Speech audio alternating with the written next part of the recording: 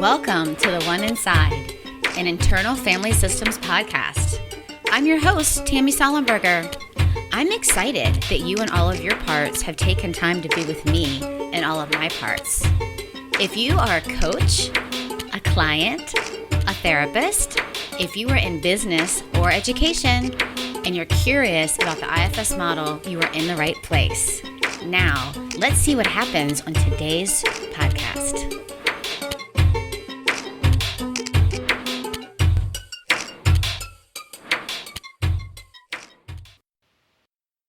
Hey everyone. Today's guest is Joanna Curry-Sartori. So first I want to say that I did something new this time as a try. What I did was I have published 2 podcasts today. One is the one you're listening to right now with Joanna, which is about almost an hour long. It's about 50 minutes long. And then the other one is also with Joanna, but it is 20 minutes. There's no introduction, and it is bits and pieces from the first 30 minutes of this episode. And basically what I did was I took a lot of the school stuff out and I made it more of a lot of the inspirational, motivational hugs and gifts she gives around self-leadership, especially at this time. And she gives so many of these little I start the podcast with a meditation, and she ends it. The meditation is, "May this be a gift," and I think she just gives us so many gifts. And so, what I wanted to do at one point, we talked about, or she talks about, we need things in simple, bite-sized pieces. And I don't know about you, but I'm getting so overwhelmed with all the good information out there. For instance, IFS has put out a free webinar, an hour-long webinar for the past 3, 4 weeks now, and that has been fantastic. And I make sure that I'm there and I'm listening to it live, and I've really enjoyed that. But there's celebrities that are singing songs and doing live stuff. And last night, ABC had Disney Live sing along. There's just so many fun, great things, but it's almost too much. And Joanna points to that. So I don't want this podcast to be another thing that feels like too much, and I want to make sure you're getting the good stuff.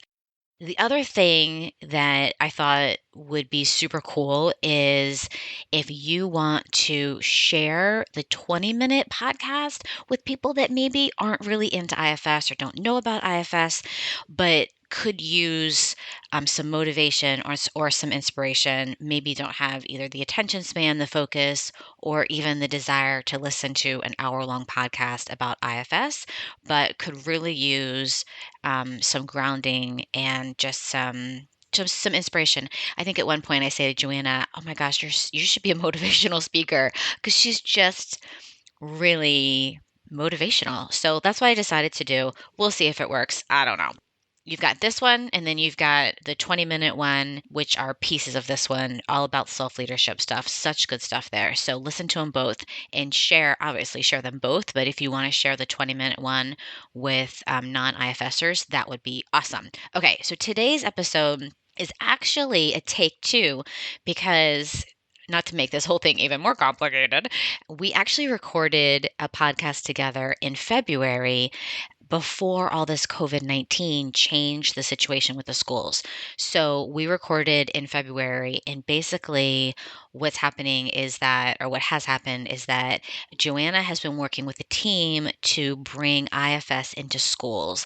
And she has this, last week I talked about the IFS and business being like a wing of the IFS Institute. There's IFS and business. And then IFS in schools is another wing. I don't know that that's true or not. That's just one I'm making up. But there's also like IFS in coaching. So IFS in schools. And so Joanna's leading this initiative. And if you were at the conference, not last year, but the year before that, she spoke about this initiative. And so this was the year that really came into being. So we recorded a podcast in February about that, focused on that. So what I decided, which I tell you in the introduction, is that I decided we talked about what should we do? Should we just release that one, or should we redo it and talk about what's happening now? And obviously that's what we did, and I'm really glad we did. I will release the original podcast, and I'm not doing that right now just because there's so much stuff happening with COVID, and I have lots of podcasts coming at you about that. But I will release that other one, which is fantastic. I just think this podcast is. I wrote down so many great things. One of my favorite takeaways. Well, two of. I'm going to give you my two favorite takeaways from this. One is that she says our self, our essence, this true self, authentic self, soul. I've been reading this book called Soul Talk, which I've loved, which I probably will talk more about. But she talks about that self that we have is a natural state of being, just as our fight, flight, or freeze response. And I was like, wow, because I don't know about you, but I feel like I am in this constantly elevated fight, flight, or freeze response. My nervous system is just all wired up right now. And so I thought, wow, that's just amazing that self is just as a biological state as that. So I loved that. And then the other thing that she said, I'm going to put this on all my social media stuff, is how do we design a life together where the first priority is connection? I've been thinking about that this week, and made some decisions about my private practice and starting to cut that back a little bit. Um, because I loved that, and that really stuck with me. So how do we design a life together where the first priority is connection? I love that. Okay, go listen, enjoy this one. Holler at me, IFS Tammy on Instagram and the One Inside Facebook page. Let me know how you're doing, and I hope you're well. And next week we will have a podcast released about dealing with core fears. Could I take a moment with you to kind of connect in and offer out an intention for our time together? Yeah, that would be great. So let's just take a moment and feel the natural flow of our breath.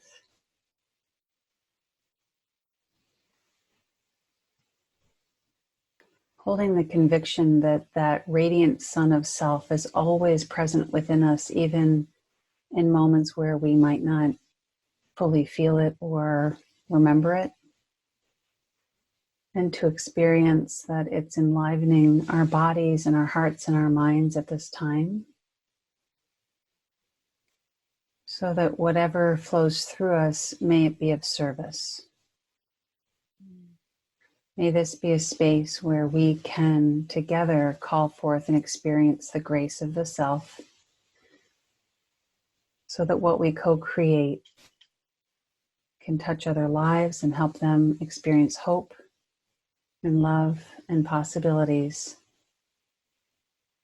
in a time that they may be experiencing as challenging.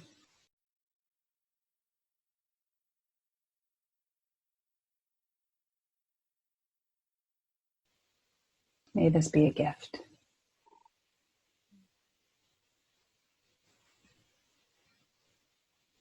So you and I met on Valentine's Day, and we talked about IFS in schools and this really cool thing that was happening with your branch of IFS and working with bringing IFS into schools. And it was a great interview. And this week, coming up, I would be editing and publishing it in a week. And I thought, well, a lot has changed with schools. And I reached out to you because I thought, I'm curious to hear what you're experiencing and if you wanted to share something. So I thought instead of releasing that podcast, maybe you and I could check in about what's happening and what you're seeing and experiencing. So maybe I can start by giving the bigger picture context, and then we can explore what's happening at this time and the relevance of self-leadership in our schools at this time. For the last few years, actually, I should say that for about the last 10 years, I've been a part of bringing mindfulness and social emotional well-being into many school systems in the greater Hartford area here in Connecticut. Parallel, I was studying internal family systems, and it became more and more apparent that IFS had key pieces, missing elements, a paradigm shift that the schools were hungry for. Even before this pandemic, we were watching this intense escalation in concerning behaviors in students. And teachers I would speak with would say kids are more anxious, they're more depressed, they're more overwhelmed, they're shutting down, they're flipping desks, they're yelling back at me, they can't focus and engage. And Joanna, I've been doing this for 20 or 30 years and I don't have the toolbox. I don't know what to do. What's always worked isn't working anymore. Teachers are saying, I'm feeling frustrated, I'm feeling disheartened, I feel like I have all this expertise, but it's still not working. So underneath, sometimes I feel inadequate. And then the rate of teachers leaving the profession after 5 years is like 40 to 50% in the first 5 years. So it's this incredible turnover, right? So how are we going to develop social and emotional well-being in our young people who so clearly need it if the adults that hold the structure don't have the tools and resources and there isn't the reward for them to stay with it? Mm.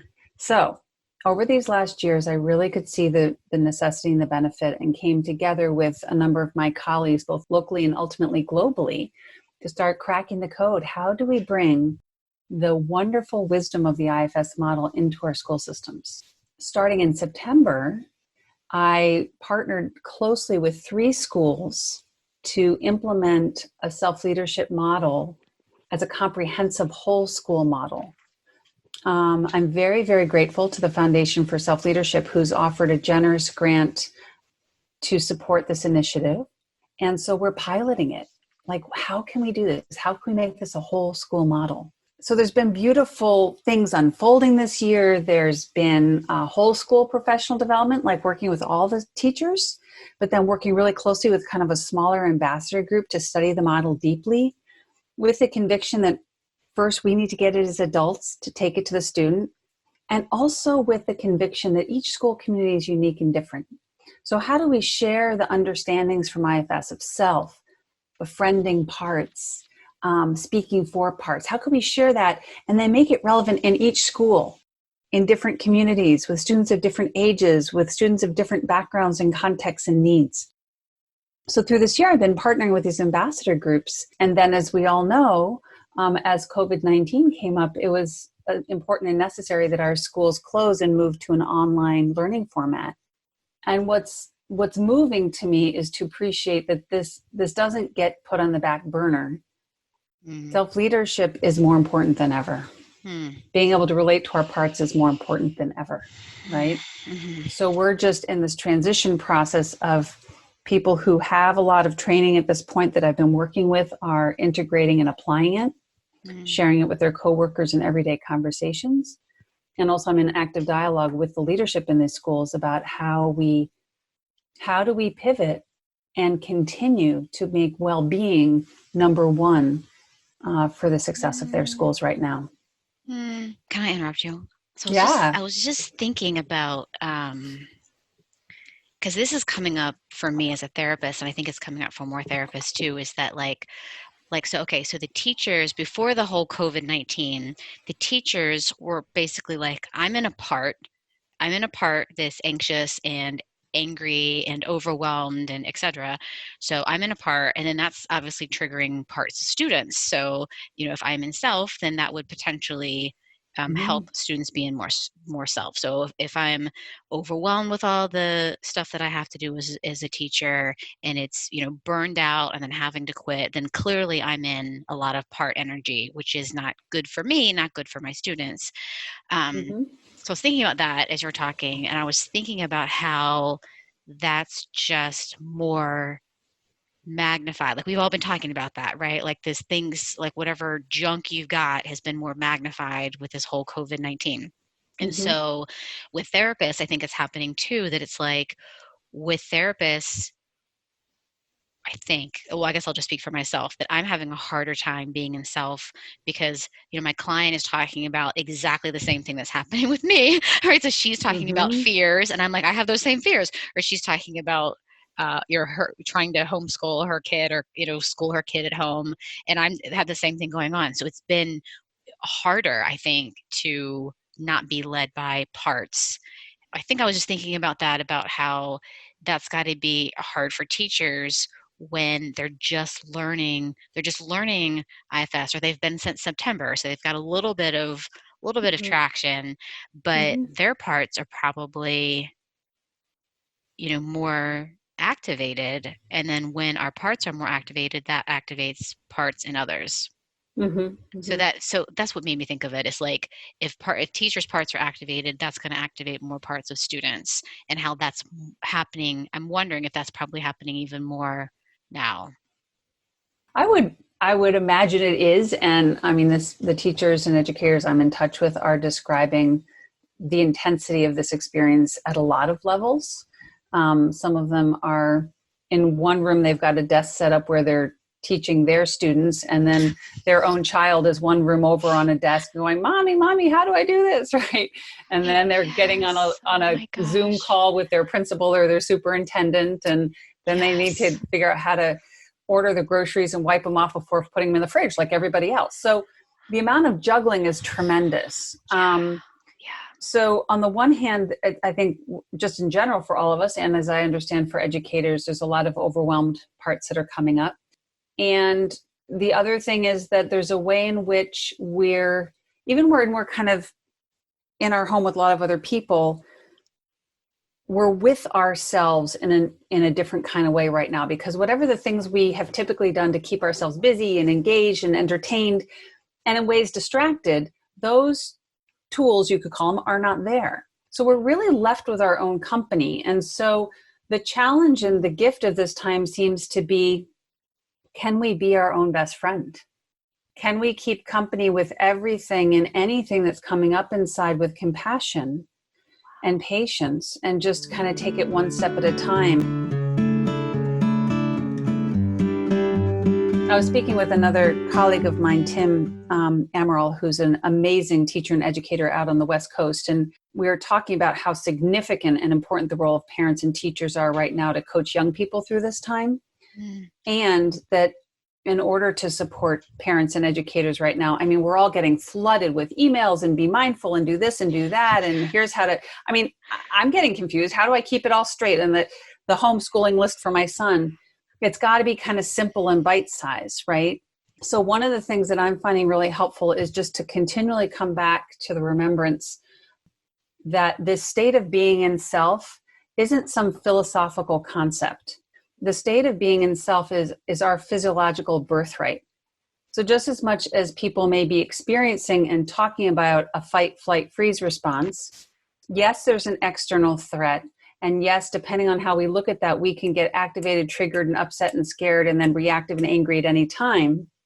Just as much as that's in our physiology, it is also innate in who we are as human beings that we have this state of self. We have the whole brain. We can be mindful. We are innately built to be resilient and empathetic and to be able to step back and take perspective. That's built in us too. And we need it now more than ever.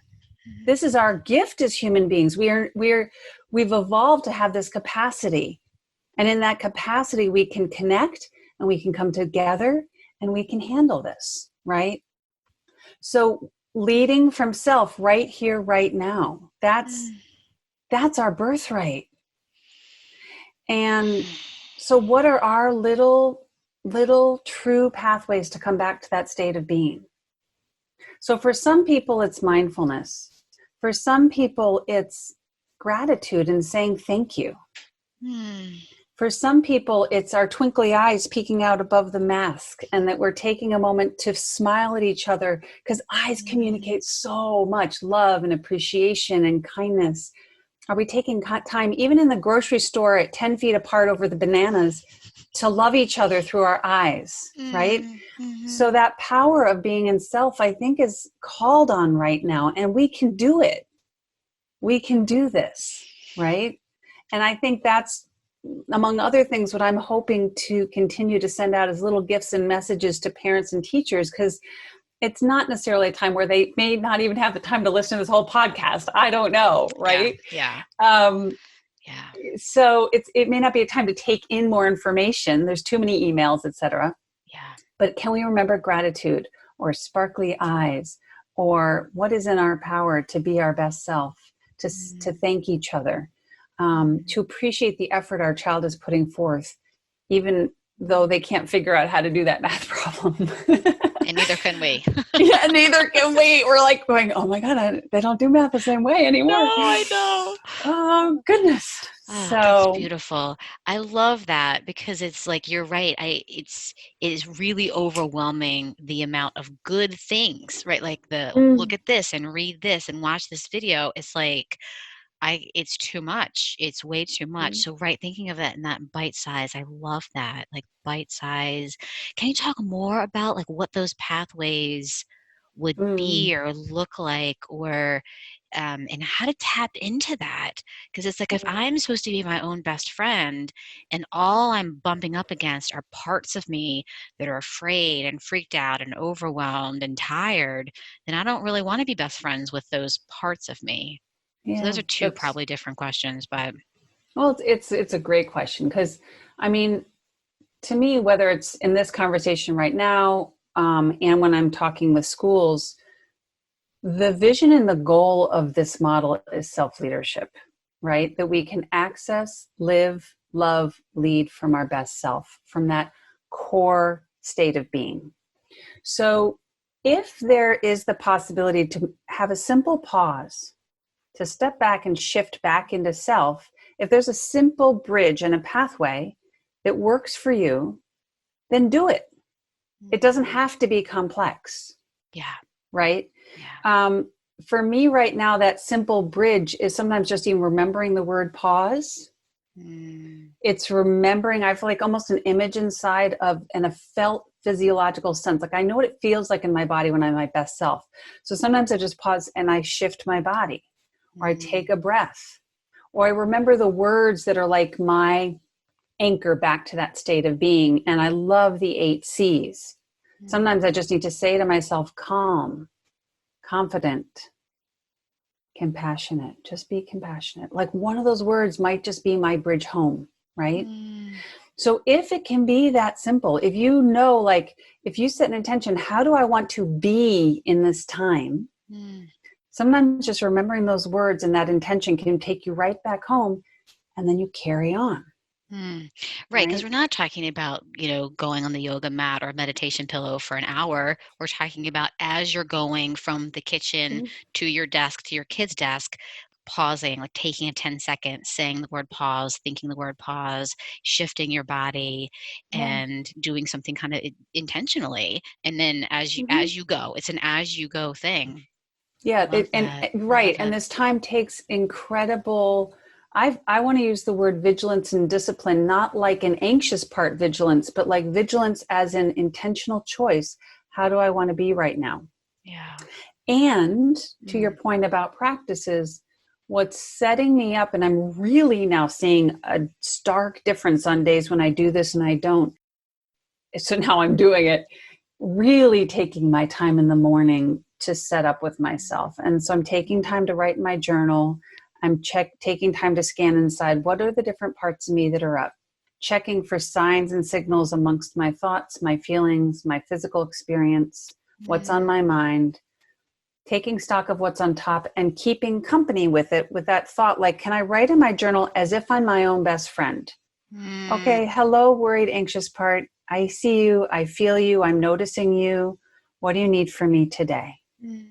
How can I take care of you? When you come up during the day, what do you need from me? It's customized for me every day. But so I do that check in time, and that sets me up that I'm going to be much more resilient and able to pivot and take that little bridge back to self in the midst of my day. You know what I mean? Yeah. Oh, yeah. That's great. That is right. It's like saying, I'm noticing this feeling, which is a part. So I'm noticing this feeling and I'm saying, hi, I'm going to be best friends with that part, the part that feels really anxious or really scared or really overwhelmed or is, um, Mm-hmm. yeah. And so I'm going to say hi and I'm going to be best friends with that part instead of like this idea that like, I have to like me and I have to like myself. It's like, no, I'm just going to friend. I'm just going to friend. I'm just going to Mm-hmm. friend whatever's coming up and just say hi and say, I'm here and how can I help you? Right. And that's the other thing. Mm-hmm. It's like I'm saying hi, I'm giving you attention, and I'm doing that with love and compassion. And then I'm saying, what do you need from me right now? Or as we think about our day, because I know you're going to come up and it sounds like you're also kind of extending this, like, I want to hear from you. I want to be there for you. So I'm not going to abandon you during the day. Right. Mm, Well, as you speak about this, and again, coming back to what I've been thinking about parents and teachers during this time, clearly our young people need us to be with them during this time. And I want to come back to that in a minute, just how important it is to slow down and be with them. And for us to be available and online to really listen and be present with them, I find that I have to have taken the time to listen and be present with those feelings in myself. Because if I kind of figure out, okay, how am I going to hold the fact that, yes, death is real. Yes, there's fears around that. Yes, there's a lot of change and uncertainty and unpredictability. And the parts of me that like control and want to have order and clarity, they're a little confused and frustrated right now.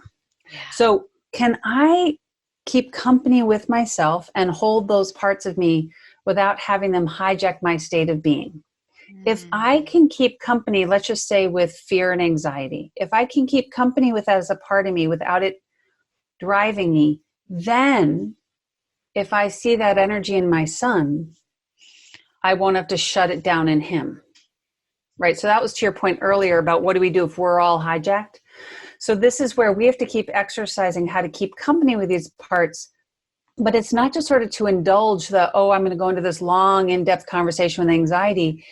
There's also the discipline of really holding that part with compassion, but unblending and getting back into my center, back into my strength so I can be online to be with my son, you know? yeah, right. So it's not, yes, exactly. So it's being in self, right? Having that self to part relationship. Because as I'm saying pause and I'm shifting my body, or as I'm dialoguing with my worried part, I'm not like, I'm not feel I'm not blended. I'm not feeling the worry. I'm not in the worry. I'm shifted out or unhooked from it a little bit so that I'm like, hey, Mm-hmm. I'm with you. And I'm experiencing that calm, compassion, clarity, curiosity, that open heart. I'm experiencing that and Mm-hmm. being with that feeling and not Mm-hmm. being the feeling. Right. And so this gets to the piece about how important it is to listen to young people right now. So this is what I've been thinking about is this.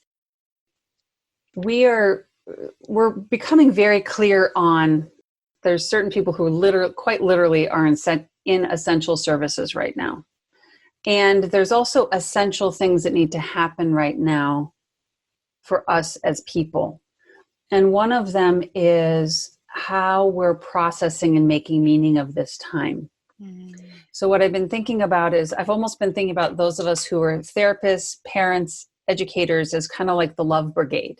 So we're out on the front lines of with young people's hearts, with their hearts in our care.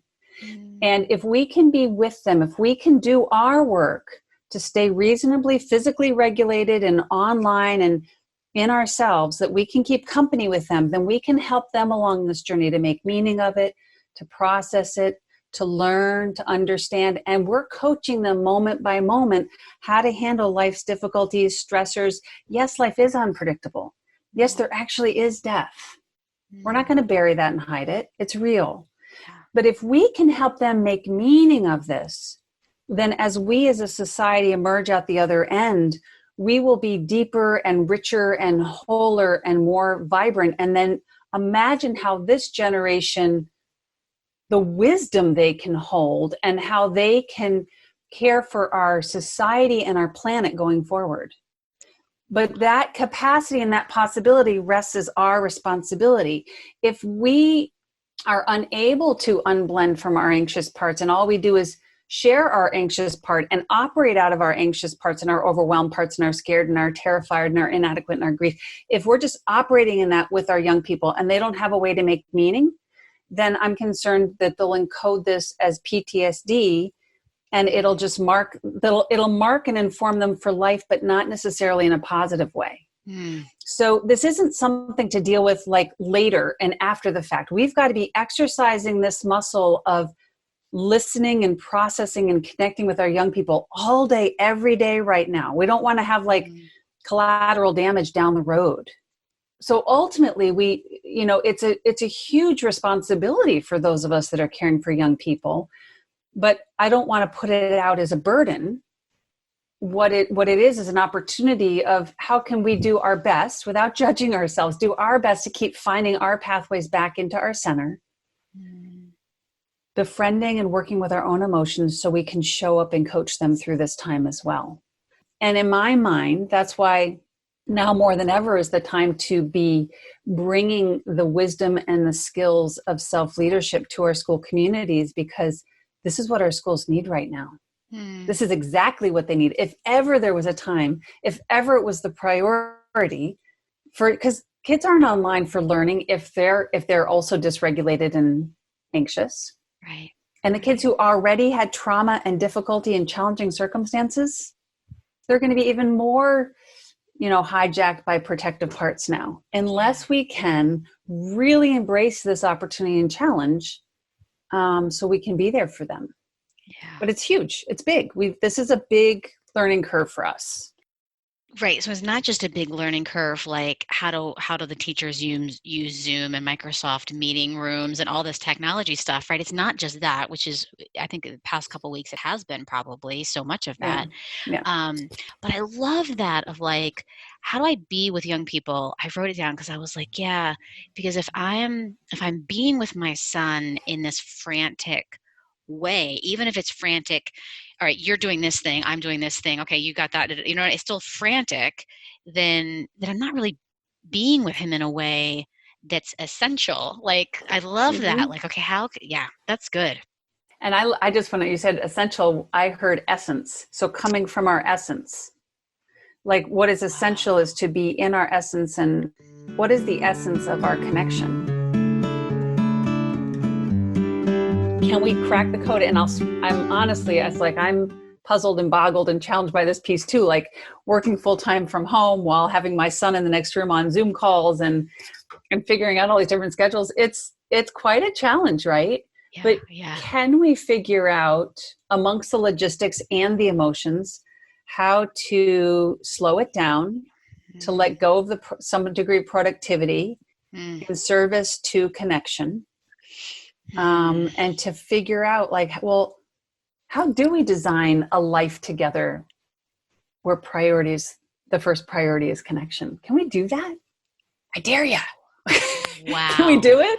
I'll do it if you do it. Wow. I'm like, shut up. Wow.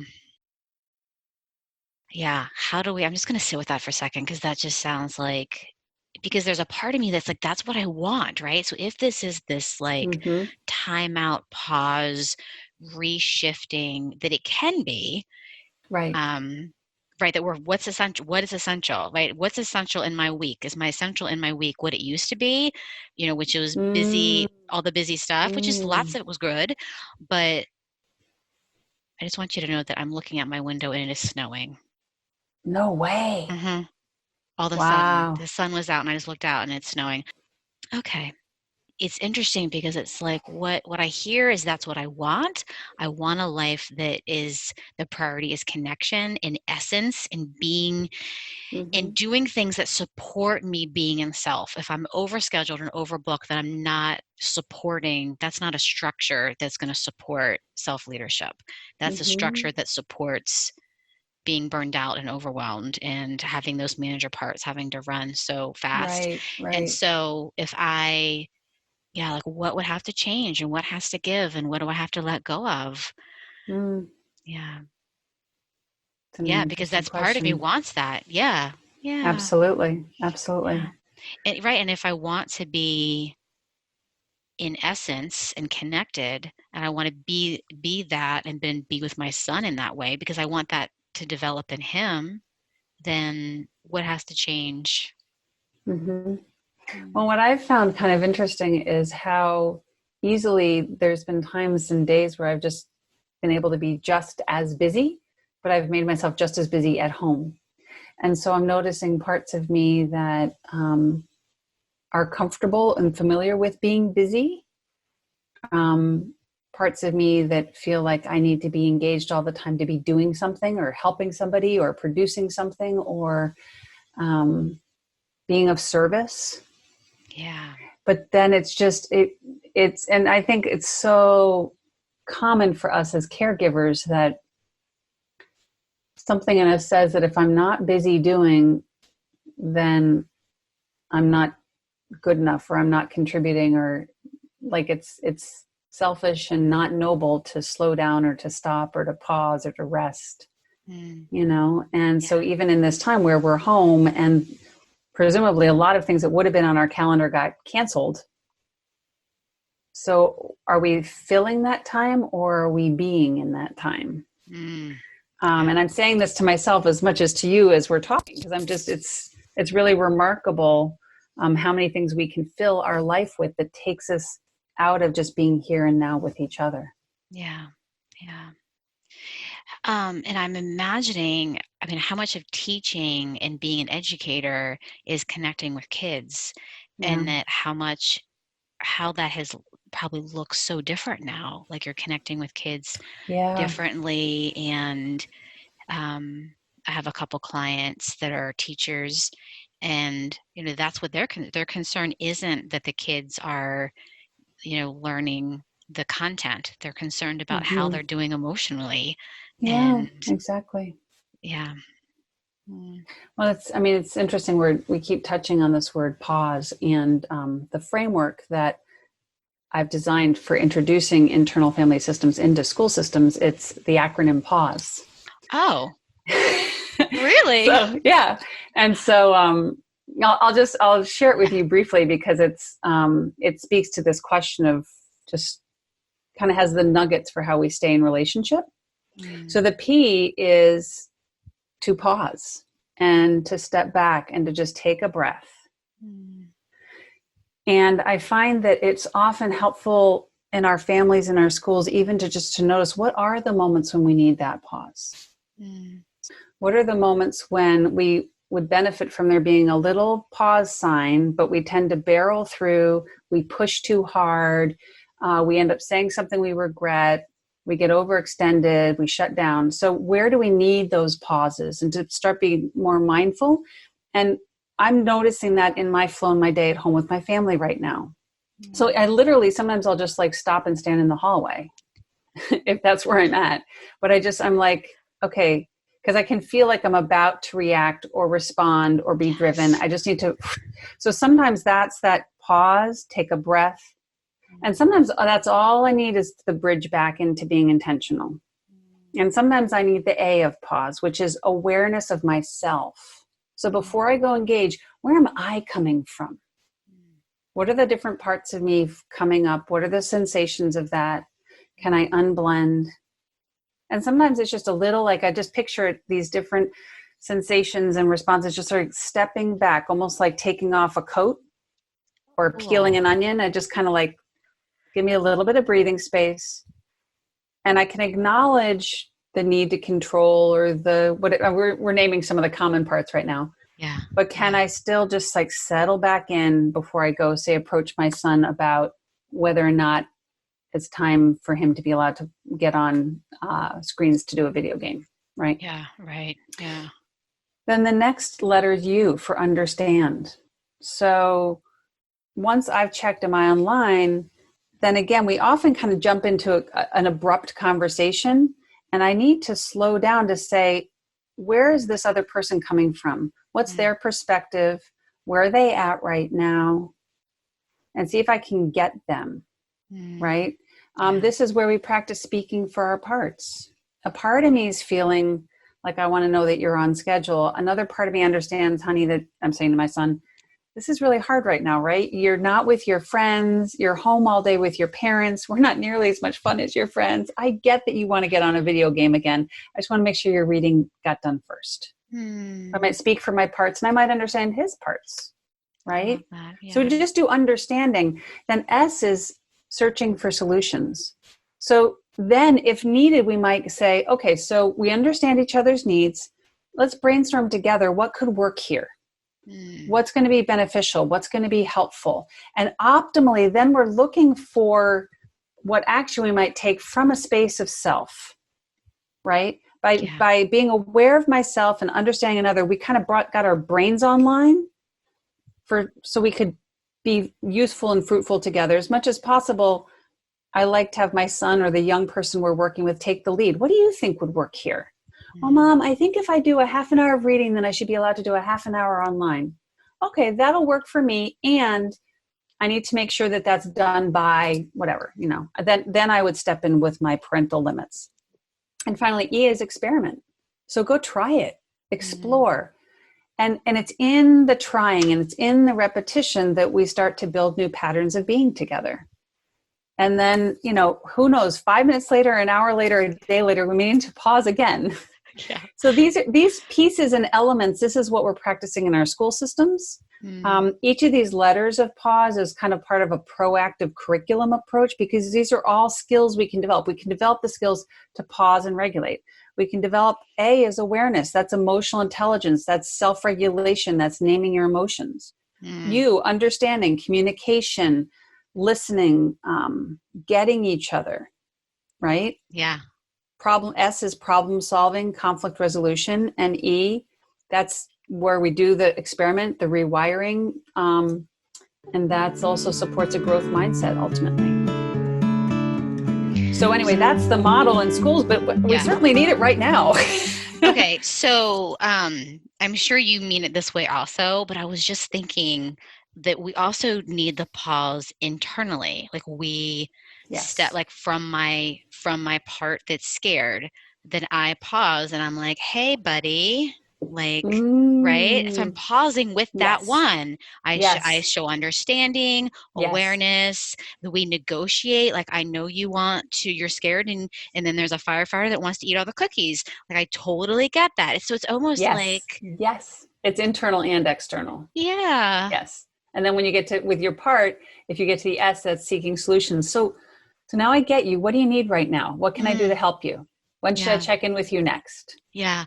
So Yeah, pause is a great it's a journaling tool. So it's a great, right, great with our family members, but what a great journaling tool of like a way to absolutely. begin talking to the parts of Yes. you that are coming up. Like Yes. whether you're just noticing feelings because it's like we are so blended we can't even disconnect. So I'm just going to start calling out feelings, feeling scared, feeling Mm-hmm. frustrated, feeling angry, feeling like I want to eat all the cookies. Is that a feeling? I don't know. But right, so then I love that. I love that. That's Mm-hmm. great. That's great. It's a Mm. great tool. Well, it was so sweet. One of the teachers that I've worked with a lot, her name's Amy. She's at the middle school in Durham, Connecticut. And she's really woven this into her classroom like on a daily basis. And she says now that there was an incident where there was some kids out on the playground, and she could just see like things were brewing and they were about to go at it. And she just approached them and she put her hands like just sort of settling and just said pause. And Mm, she said what was amazing is they've heard the word, they know what it means. They've practiced all these different elements of pause in a lot of different ways over the months with her, and they kind of grumbled, okay, and then she was able to check in with them and have them speak for their parts. And she said, seriously, this was the kind of thing that was going to turn into a fight, and they were going to be in the principal's office, no doubt. And they just stopped, mm, and the same teacher, she said, she's funny, she said, I'm very talkative and energetic, but I can, because of this kind of regular practice, I can now pause much more efficiently. And I said, she said, I know that's funny. It doesn't sound very, very pausey to say efficient. But in other words, in the moment, as we're going, as parents, as educators, as therapists, we do need to be able to process through our emotions in an efficient way. So even though I kind of slowly outline the letters of pause, the truth is, I think it actually is what I've been tracking, that's kind of what we do intuitively when we have a healthy process. And so it doesn't have to take a long time. right. Yeah. You just step back, check where you're coming from, take a breath, make sure you're checking where's the other person, understand them first, then move to because so often what's happening with our young people is we're kind of doing top down management of them, and we're telling them what to do, and we're getting frustrated, and we're correcting them, and we're telling them what they're feeling, and we're solving their problems. And as, I don't know about you, but as a therapist, when young people come to me, what they say over and over and over again is, I just wish somebody would understand me. I just wish they'd hear my perspective. I just wish they'd get where I was coming from. I don't have to be right. It doesn't have to be that we do it my way. I just want them to understand that I had a positive intention there, and I didn't mean to hurt anyone's feelings, and I wasn't trying to be a bad kid and cause trouble.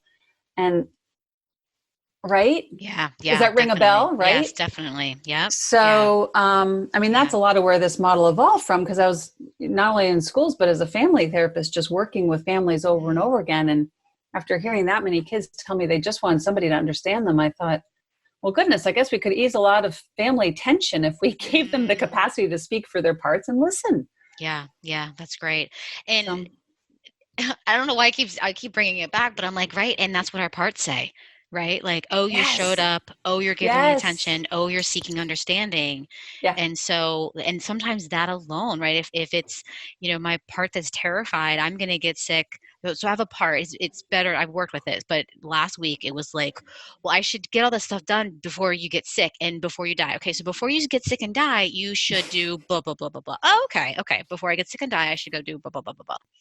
So I work with that part, and but what was happening though was there was some fear. Like I didn't want to talk to that part because I was afraid of it.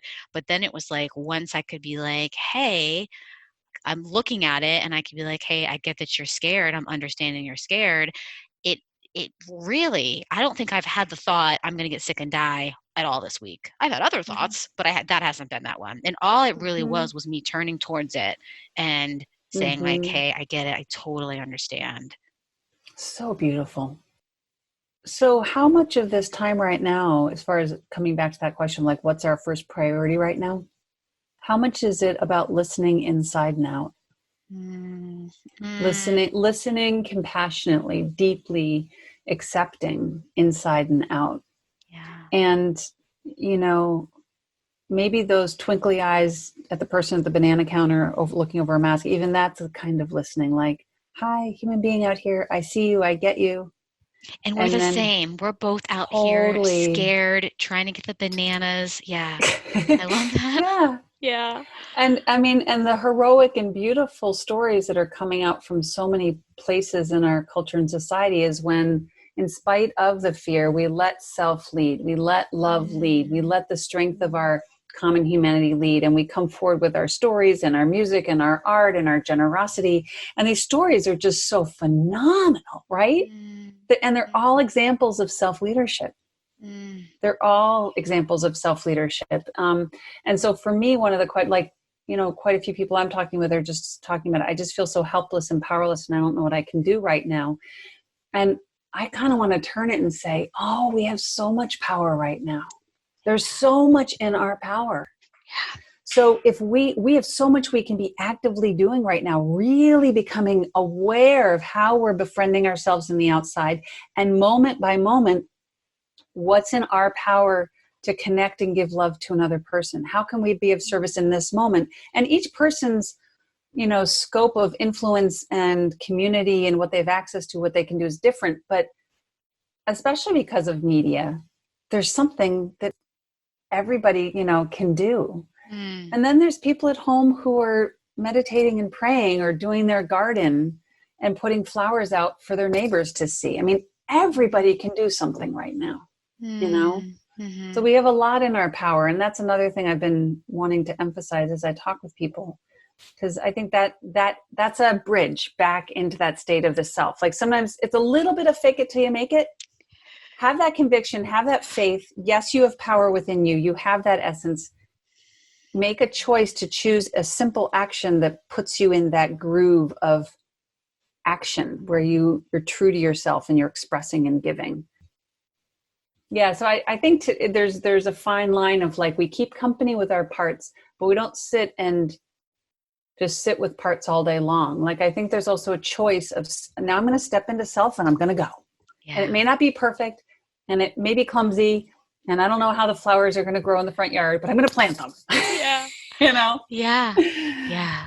So, Well, it's so much hope, right? It's so much hope. It's so yeah. much hope. It's like, right, it's like it's stressful and it's hard. And like to what you said at the beginning, like we're all in fight or flight or freeze, and that feels very biological. And but we also have this biological self, and that's there too. And we have this hope, so we can Hmm. continue responding in fight or flight or freeze, or and right, because we do it at I think at the same time, right? I plant the flowers even if they don't, whether they're going to Hmm. die or not. So it's even if I have fight, flight, or freeze, and I continue knowing and believing and processing and being in this beautiful, centered, Hmm. calm, connected, curious, compassionate essence.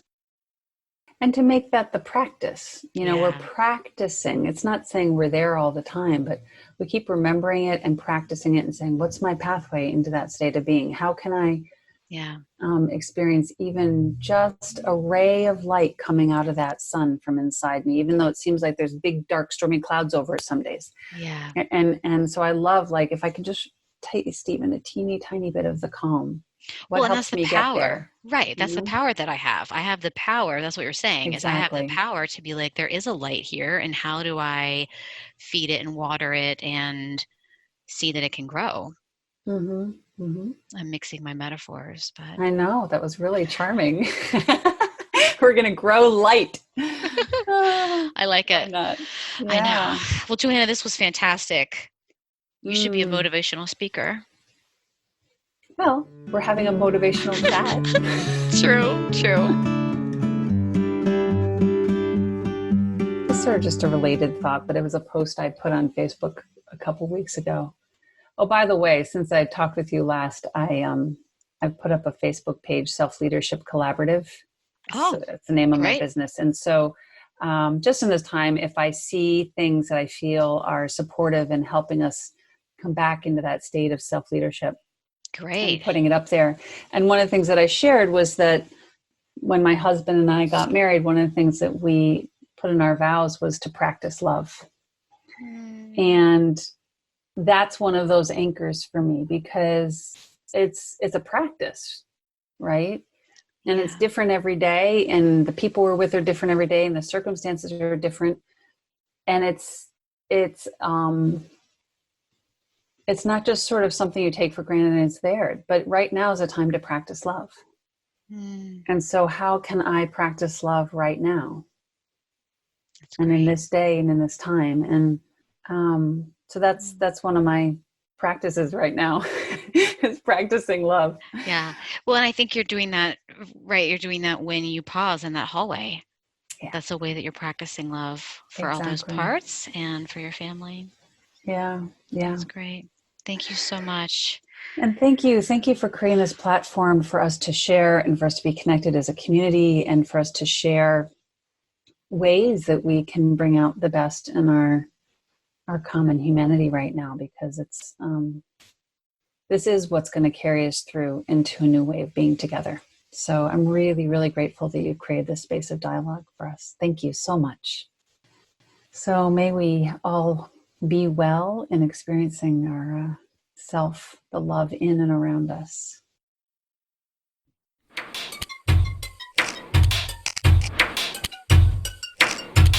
Thanks for hanging out today. If you like this episode, make sure you subscribe. And if you really like this episode, share it with a friend and leave a review. You can follow me on Instagram at IFS Tammy and join our community on Facebook at the One Inside Podcast. Talk to you next time.